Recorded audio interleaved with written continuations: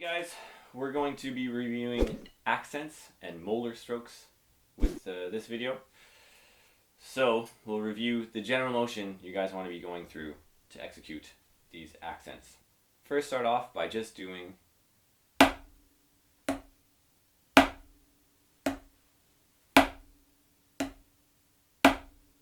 something like that. So you can see if you look at my movements there, I start off by raising my elbow up. Okay, my elbow leads all the motions. So there's like, imagine a string pulling my elbow up, and then the stick is limp like this. My wrist is nice and relaxed. And then I'm going to pull my elbow down. Imagine that string pulling the elbow down, and it's going to create a whip motion. Okay? So you want to make sure you bend your wrist. You don't want to be doing this waving kind of thing. That will create a lot of chaotic movement that's pretty hard to fix. Okay, so you bend your wrist as you bring your elbow down, hit the center of the drum, and then you kind of catch it with your back fingers after the rebound. Okay. Now from here, we're going to do an upstroke. Okay, so my hand is just resting about an inch or so, 3 centimeters off of the snare drum or the pad, and I'm going to pop my elbow up, and by popping my elbow up, that's going to let the stick drop and it will hit the drum. Oops. Let's do that again. We just hit the drum as a result of moving your elbow up.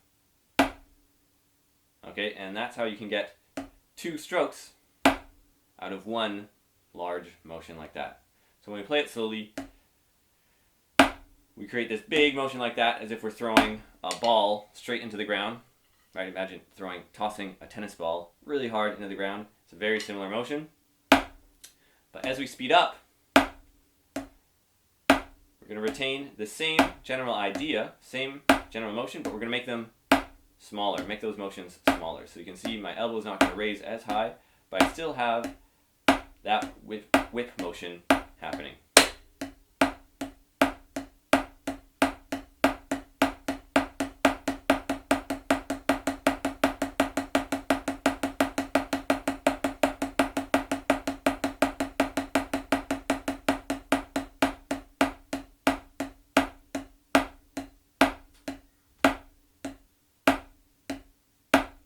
Alright, now you do it with your left hand. Go up, down, up, down, up, down, up, down. I'll go faster.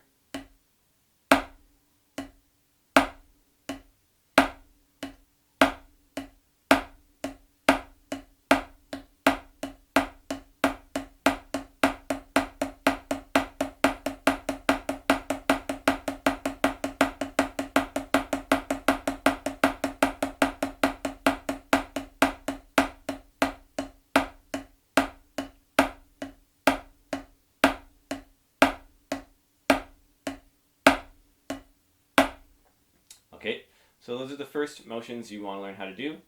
After that, we're going to start mixing it with a right-left sticking.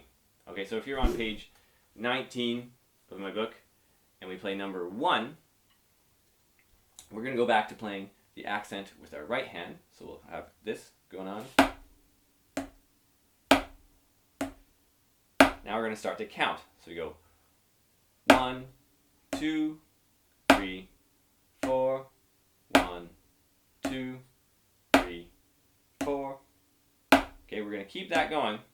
And then we're going to start counting eighth notes, and our left hand will be playing the ands in the eighth note. So we'll be falling directly in between these right hand strokes. So we go 1 and 2 and 3 and 4 and 1 and 2 and 3 and 4 and 1 and 2 and 3 and 4 and 1 and 2 and 3 and 4 and 1. Alright, that's number 1. Now number 2, it's a similar idea, but now the accent will be with the left hand. Okay, and a quick trick to remember, or a tip, is that if you're going right, left, and you're playing eighth notes, the right hand is always on beats 1, 2, 3, and 4. Okay, it never plays any ands. So if you ever have an accent on the and of any beat, it will always be with your left hand. Okay? So number 2, the accent is on the and of 1. So that means your left hand is going to be playing that accent. Okay?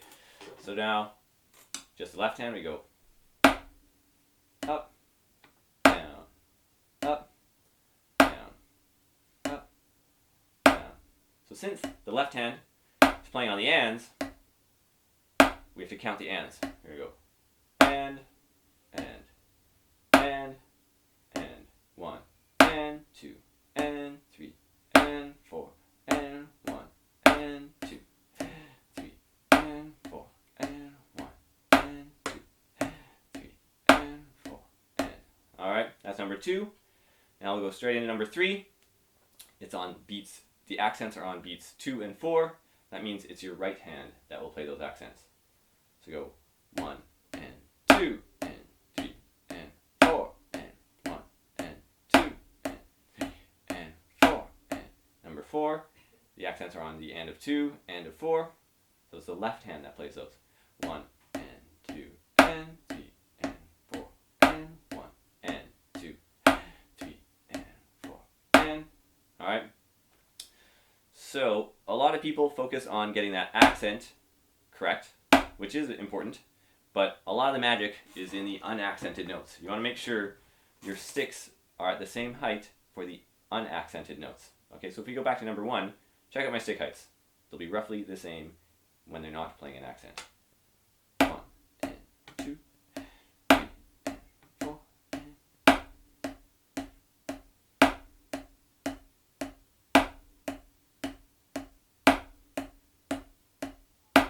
Okay, and that's what is really going to create a nice clean sound when you get at faster tempos. Okay, so really try to focus on those unaccented notes. They should be at the same volume.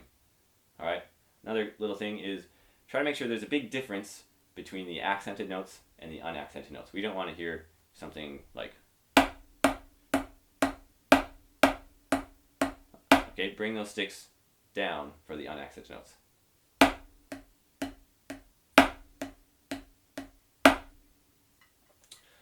Alright, now I'm going to play through 5, 6, 7, 8, 9, 10. And here there's going to be several accents in a row, a couple accents in a row. So we have to do those whipping motions one after another. So it takes a bit more coordination, but just take it slower at first. So we'll start with number 5.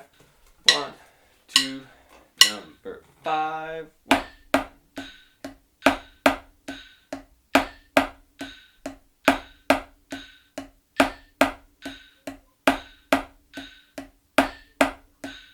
Number 6.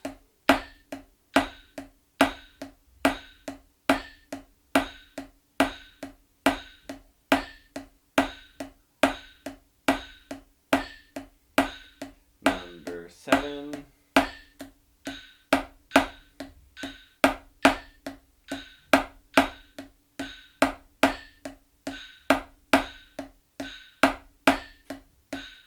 Number 8.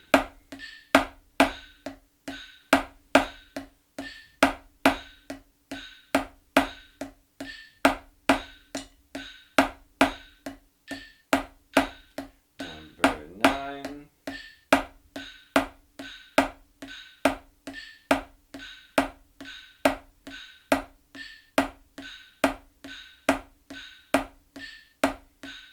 Number 10.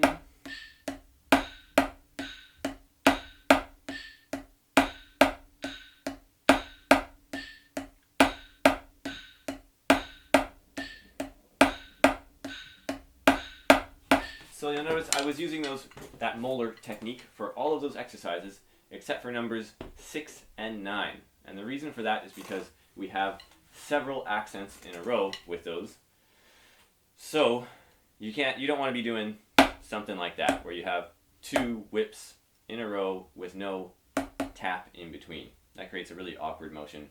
We don't want to do that. We want to be efficient with our movements. So the most efficient thing to do would just be to do a big rebound. So your right hand is just going to be much higher than your left hand. So for number 6, you'll go 1.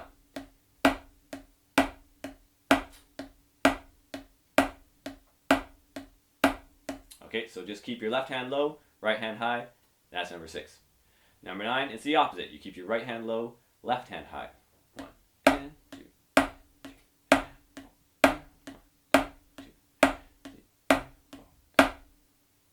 And there you have it. Okay, so on the next page, you have triplets as well as 16th notes. It's the same idea. You just have to make sure you know which beats you're playing those accents on.